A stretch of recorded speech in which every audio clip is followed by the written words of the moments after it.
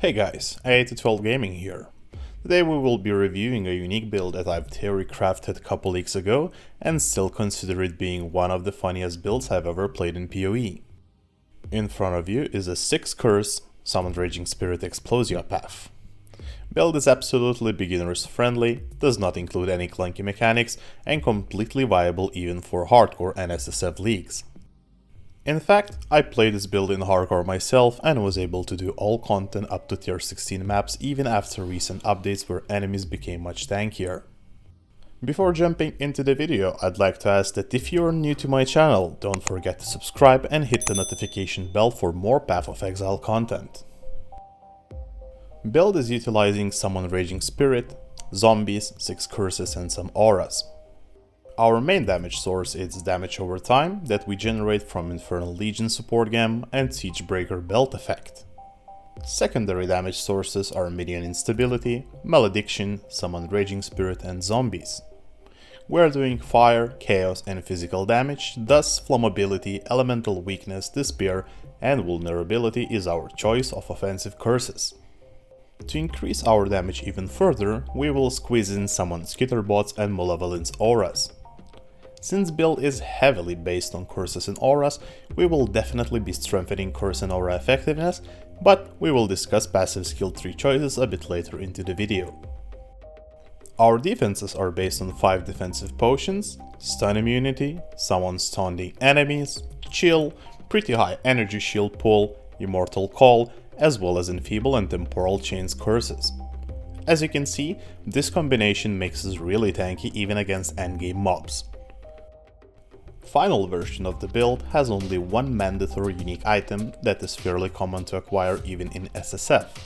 That is Doedra's skin armor, which allows us to bypass active curse limit and does not reserve any mana. Besides Doedra's skin, there are 2 more unique items that are nice to have, Tevukai Amulet and Siegebreaker belt. While both these items synergize very well, they are just a quality of life and by no means are mandatory or build enabling. Siegebreaker is amazing for giving our summons 5% chance to taunt enemies on hit, an additional damage layer that is based on our summons HP. Tevukai gives a huge HP boost to SRS as well as make them die faster, which ultimately is a pretty decent damage boost, especially for single target. Another great quality of life item choice is Elder Base Helmet. Ideally you want to aim for eye level 82 Elder Base Bone Helmet. If you're making this build as your league starter or on a small budget, aim for any eye level 68 or higher Elder Base Helmet. Once it will be in your hands, craft it using Orbs of Alteration and Augmentation until you will get Burning Damage support modifier that will work as a 5th link for your Summoned Raging Spirit setup. In the ideal scenario, you want to get a helmet that would give you burning damage, minion life and minion damage supports. But that is something to hunt for while playing this build. For an optimized build performance, you also want to have eye level 80 or above Shaper Shield with 15% reduced mana reserve for socketed gems. Nevertheless, you can get 10% mana reservation reduction already on eye level 68 Shaper Shields, and that should be enough to start using all auras we have in the build. Other parts of the gear are simply oriented to energy shield and resistances to cap yourself for maps with elemental weakness. Overall, some of the gem links can be easily placed in a different manner.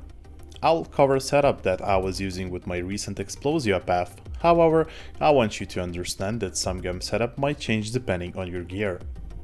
Our main damage skill is Summoned Raging Spirit, and as discussed previously, we will be socketing it in Elder Base Helmet for additional support gems. You can socket SRS into your body armor until you will find Doedra's skin. Gem links are listed from the most important to least important in the setup. You can choose between Feeding Frenzy and Meat Shield Gem in Ray Zombie setup. You can also switch Ray Zombie skill to Ray Spectre, especially since in League 3.10 Delirium, developers have implemented 350 new monster types that will work as Spectres. Our curse setup does not have much variation unless new curse gems would be brought into the game or current ones revamped. The rest of the gem slots are filled with auras, movement and support gems. If you will be using Shaper Shield with reduced mana reservation for socketed gems, make sure to place someone's Killer Bots, Malevolence and Discipline in it. For this build we will be playing Witch. Witch is very agile and flexible pick in general, since it's easy to respec from HP to energy shield or even other build. Leveling explosiopath is very straightforward. By level 8 you will already have access to Summoned Raging Spirit, Infernal Legion and Combustion support gems. These 3 gems are core and will carry you to maps with no big issues. While leveling, you might also want to use offensive version of zombies by supporting them with Feeding Frenzy for a better single target damage. Skill tree wise, you definitely want to level as HP character and transition to Energy Shield later on in the game. Start with grabbing Lord of the Dead and Enduring Bond first, then move to Sacrifice and Spiritual Command while picking some HP nodes on your way. From there on, pick the rest of the tree based on what you need the most. At level 24 you want to grab Malevolence and Flammability. Use Flammability manually on bosses or elite mobs if you would have difficulties killing them fast.